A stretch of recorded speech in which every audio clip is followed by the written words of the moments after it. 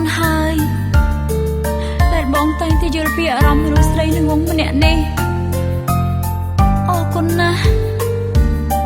អរគុណដែលបងតែងតែនៅក្បែរអូនហើយប្រាប់អូនថាបងអាចនៅរងចាំអូនតែអូនសុំទោស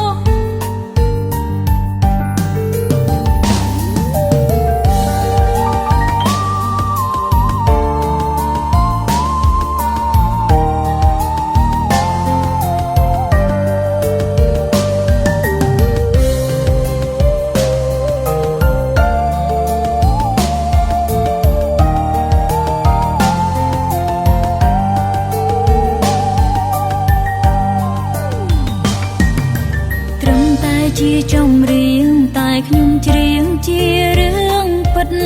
មនុស្សស្រីម្នាក់ក្រំចិត្តព្រោះស្នេហា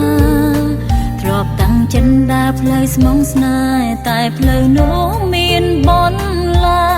ផ្លូវផ្ដាល់ទាំងនេត្រាឲ្យជីវិតខ្លាចរូបបងខូចចិត្តហើយអានិនបងខ្លាំងជាងគេតែគ្រប់ពេលនឹកគេមិនដែលអូនសែនខ្លាញ់បងថាអាចចាំជានិច្ចបងចង់លើពីពេញមួយឃ្លានេះអរគុណហើយណា baby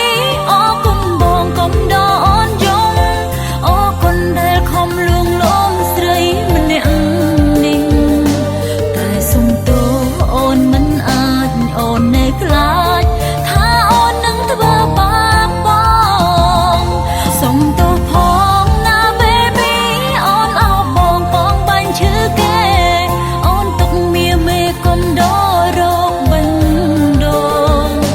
ចង់ទទួលយកបងនឹងតែមិនអាចព្រោះអូនខ្មាស់អារម្មណ៍ពិតអូនក៏ដឹងថាអូនមិនគួរយំដើម្បីគេទេអូនគួរតែស្រឡាញ់អ្នកផ្សេងដែលគេនោះស្រឡាញ់អូនខ្លាំងប៉ុន្តែពេលនេះអូនធ្វើមិនទាន់បាន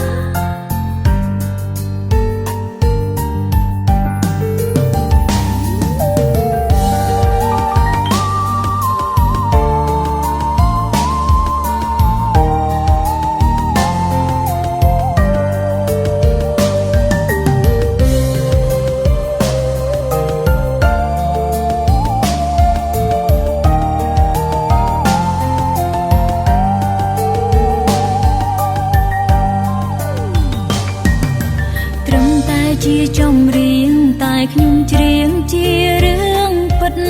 មនុស្សស្រីម្នាក់ក្រំចិត្តព្រោះស្នេហាទ្របតាំងចិនដើរផ្លូវស្មងស្នេហ៍តែផ្លូវនោះមានបន